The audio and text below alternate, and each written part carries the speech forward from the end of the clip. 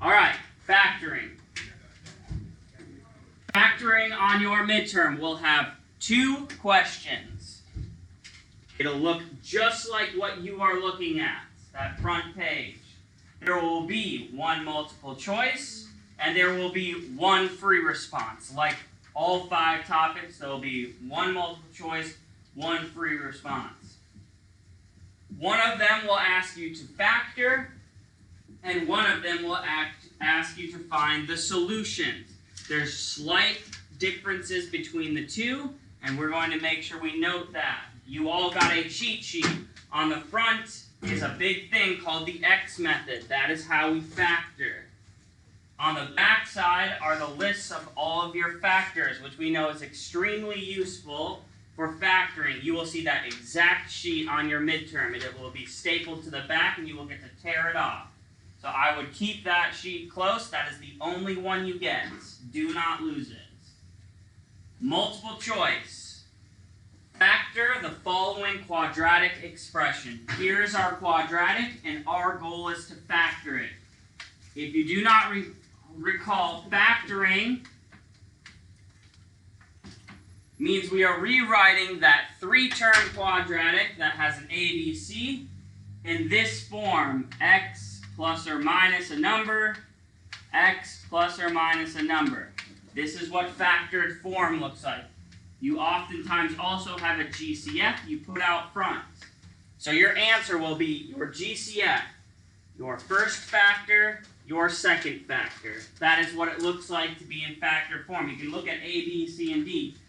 See, we have a GCF, first factor, second factor. Our goal is to take this and rewrite it like this. Okay, it's going to be one of these 4. Here we go. 3x squared, I'm just rewriting my problem, minus 6x minus 189. The first thing you will always check for when you are factoring or solving a quadratic is you are going to ask yourself, is there a GCF? To figure out if there is a GCF, you're going to take a look at your factor sheet, and you are going to list the factors of each value. So go look at that factor sheet and go find the number 3. What are the ways to multiply 2 numbers and get 3? It's only one way. 1 and 3. Now go look at 6. What are the ways to make 6? 1 and 6, 2 and 3. Now 189, is that on your factor sheets? No. But we know the greatest common factor has to be either 1 or 3. You take a look at your smallest number. These are the only 2 possible GCFs, so we need to see, can you divide 189 by 3? There's only one way to find out. Take out that calculator and type in 189 divided by 3. Good? What do we get when we divide 189 by 3? My greatest common factor is 3 because I can divide all 3 of my numbers by 3. Okay, step 1, find your GCF. Since 3 is my greatest common factor, I'm going to divide A, B, and C by 3.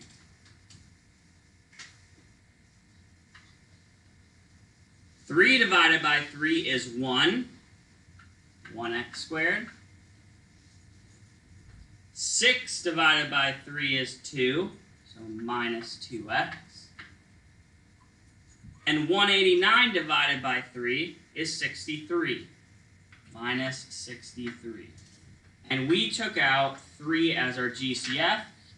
Keep track of it because it's part of your final answer. So again, I identified the GCF, I divided it out. The smaller your numbers are, the easier it is to factor.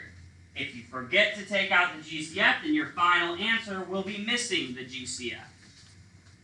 Now that we have our greatest common factor out, it is time to actually factor it with the X method. On the front of your sheet is how to set up the X method. Okay? If we draw our nice big X, we can see that the X method, we have our A times C on top, our B value on bottom, and we divide both sides by A. Okay? That will be given to you. It is right on the front. It says X method. Okay, so if I go take a look down here at my quadratic that I took the GCF out of, what is my new A value? Yes, my B value. -2, and my C value. -63. There is my A, B, and C. The top of my X method, I need to multiply A value times C value. So 1 times -63. Good morning, students and staff. Today we are administering the Biology OST to 10th grade students. Teachers, please review the OST list and send students to their testing locations. Thank you, and have a wonderful day. So A times C. 1 times -63 is -63. That goes right up on top. Your B value, B for bottom. Our B value is -2. So -2 is going to go right on the bottom. X method is all set up. Hardest part is finding our two numbers. We need to find two numbers that do two things. When you multiply your two numbers, it should give you whatever's on top. When you add those two numbers, you should get the number on bottom. So our two magic numbers multiply to -63 and add up to -2. Now the best way to do this is off to the side, you're going to write down the number 63. You're going to flip your cheat sheet over and you're going to go find the number 63. And we're going to write down all the ways to make 63. First one is 1 times 63. What else can we do? 3 times 21 and 7 times 9. What we just did was narrow down our possibilities. Okay? Those are all the ways to multiply to get to 63. But what do we need to multiply to? We need to multiply to -63. So this needs to be a -63, which means one of my two numbers needs to be negative. So we're going to take a look over at the bottom. The bottom is a -2. If the bottom is negative, that means the bigger of my two numbers must also be negative. Okay, so we're going to add negatives to one side of our factor list we just made. It is. So, some of you may be like, oh, it's got to be 7 and -9. So how do we know? These are the only three possibilities for our magic numbers. To know which one it is, you're going to check and see, what do my pairs add up to? Because they have to multiply to -63, which we know they all do. But we need to figure out which of these will add up to -2. If I add my first one, 1 plus -63 is -62. Definitely not that one. It needs to be -2. You add up the next one, you get -18. Definitely not that one. But when you add up the last one, 7 plus -9 is -2. 7 and -9 are the winner-winner chicken dinners. So you go over to your X method, and you write down these numbers on the left and right. It does not matter which side you do, just one on each side.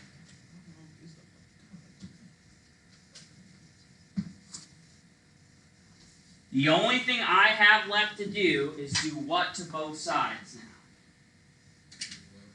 Divide by which value? A. In this case, our A value was 1. When you divide a number by 1, does anything happen? Nope. The right side will still be -9. The left side will still be 7. 7 and -9. Those two numbers are all we need in order to write our answer. Okay? Our answer, again, is always these two sets of parentheses. We're always going to have x at the start.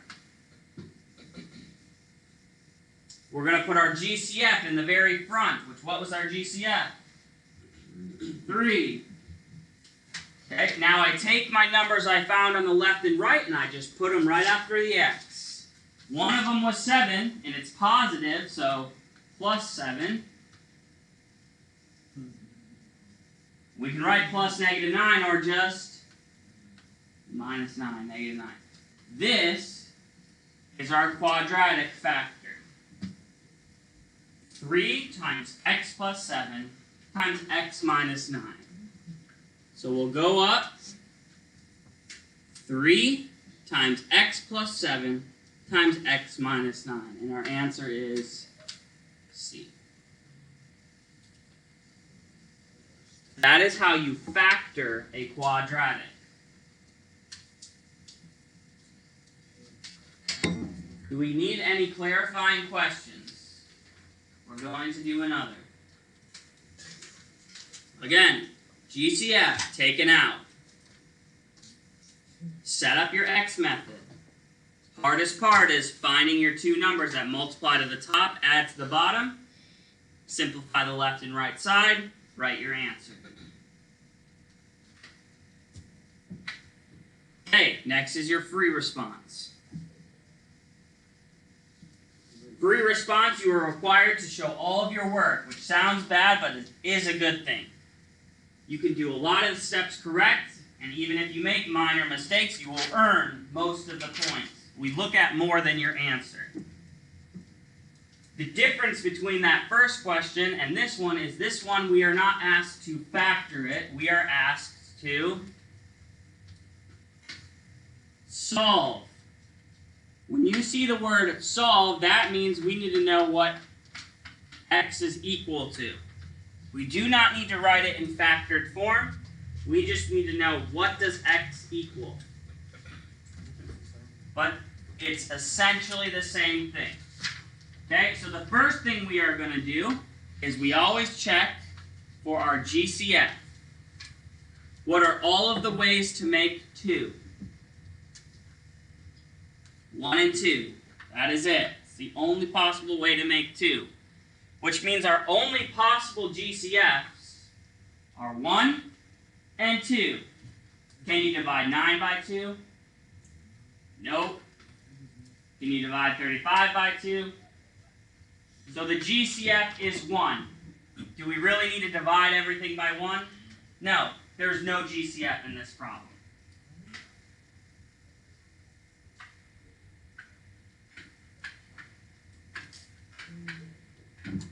Okay, let's do the x method. What is my A, my B, and my C? A is 2. B is -9. And C is -35.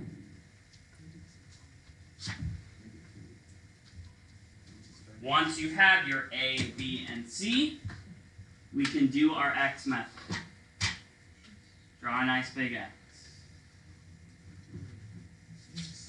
Up on the top, what are we multiplying? A times C. And on the bottom? Why didn't we what? Oh, we didn't do that. Like, back to 35, like we did the first. So, 2 is the smallest number, right, of our A, B, and C. The only way to make 2 is 1 times 2, which means the only possible greatest common factor is 2. but you can't divide 9 by 2 or 35 by 2. So we didn't need to bother writing out our whole list of factors because the only possible greatest common factor is 2, which this one doesn't have one then. So multiply your a times c, that's how we get our number for the top. What is 2, our a value, times negative 35? Negative 70. That is the number for up top. A times c. Our b value is negative 9. That's what goes on bottom. This time, what are we going to have to divide both of our sides by? 2. Our a value is 2. Okay, hardest parts. We need two numbers. These two numbers have to multiply to negative 70, and they have to add up to negative 9. If you're real good at factoring, you can tell by looking at it. If you don't know your factors very well, you write 70 off to the side, flip over to your factor sheet, and we write down all the ways to make 70. 1 and 70. What do we got? 2 and 35. And 7 and 10. Is that it? 5 and 14. Okay. They need to multiply to negative 70 though. Which means in order to make these pairs multiply to negative 70, one of my sides needs to be negative. Which side would I make negative? The bigger side. I'm making the bigger side negative because the bottom is going to be a negative number. If I make the smaller side negative, then when I add them, I'm going to only have positive answers. So from here, we've narrowed down our choices. These are our only 4 possibilities. One of these 4 is going to add up to negative 9. Which one is it?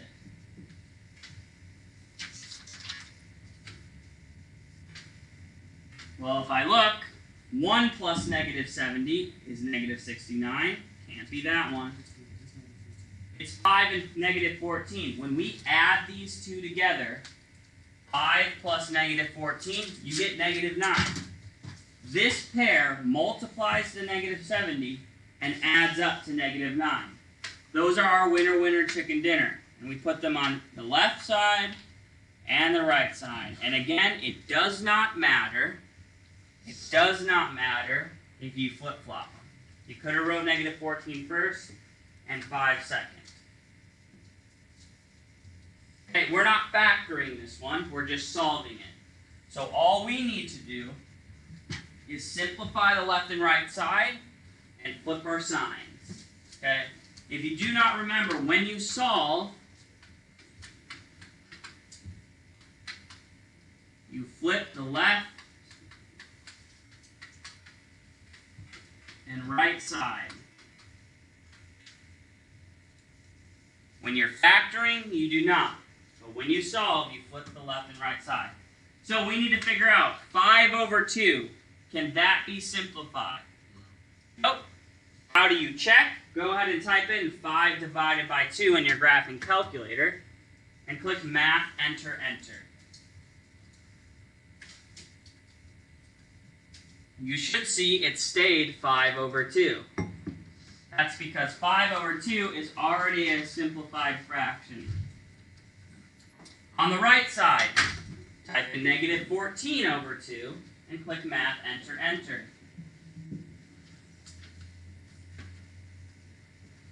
And you should get negative 7.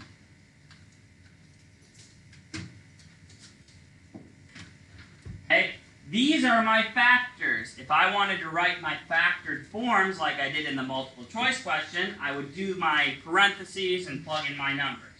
But this asks us to solve. In order to find the solutions, all we do is flip the left and right side. Instead of 5 halves, instead of a positive 5 half, it'll be negative 5 halves. Instead of negative 7, my second solution is positive 7. These are the solutions to my quadratic.